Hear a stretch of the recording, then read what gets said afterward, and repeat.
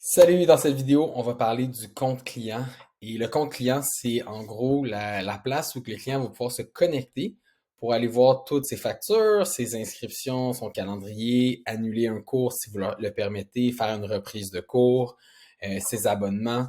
Donc vraiment, tout ce que la personne va faire avec votre organisation dans Actively Messenger va se retrouver sous un compte client, puis ils vont pouvoir connecter de cette manière. Donc on va aller dans Microsite, on va aller sur Portail client. Puis dans votre portail client, vous avez je vais me remettre en français, j'ai un bouton Mon compte. Donc ça a un lien unique, puis c'est quelque chose qu'on va pouvoir intégrer aussi sur votre site web. Mais en gros, la personne, elle va venir ici, puis il n'y a pas de mot de passe dans Actively Messenger, la personne s'inscrit sans mot de passe. Par contre, elle va pouvoir se connecter avec son numéro de téléphone ou son courriel. Ce qui arrive, c'est que la personne vient ici, elle appuie soumettre, puis ça m'envoie un code à 6 chiffres, soit au téléphone ou au courriel de la personne.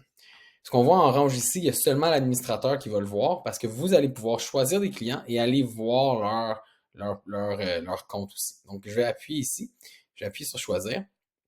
Et là, je viens de rentrer dans le compte de Harry Potter. Et ce qui va arriver, c'est avoir des onglets en haut selon ce que la personne a choisi. Donc, si j'appuie sur cours et événements, ben, on voit qu'il est inscrit le lundi à cet événement-là. Je peux voir les activités qui étaient dans le passé et je peux aussi voir ceux qui sont à venir. Là, c'est mon compte démo, il y a un peu de choses, mais la personne elle va pouvoir aller voir dans les différentes semaines tous les cours en lien avec ce compte-là. Fait que si elle a plusieurs enfants, ça va mettre les cours des différents enfants aussi. Puis elle peut y aller par mois, elle peut y aller par jour. Donc, c'est vraiment un petit calendrier avec tous ces cours et événements. Les formulaires, ça va me montrer tous les formulaires qu'elle a remplis. Donc, ça va retourner voir l'inscription, le PDF. Elle va le voir ici. Si jamais il y avait des réservations, là, ça c'est des réservations de passer dans la location de salle, mais ça serait aussi dans le compte ici. Toutes des factures aussi. Donc, vous allez voir les différentes factures qu'on a payées.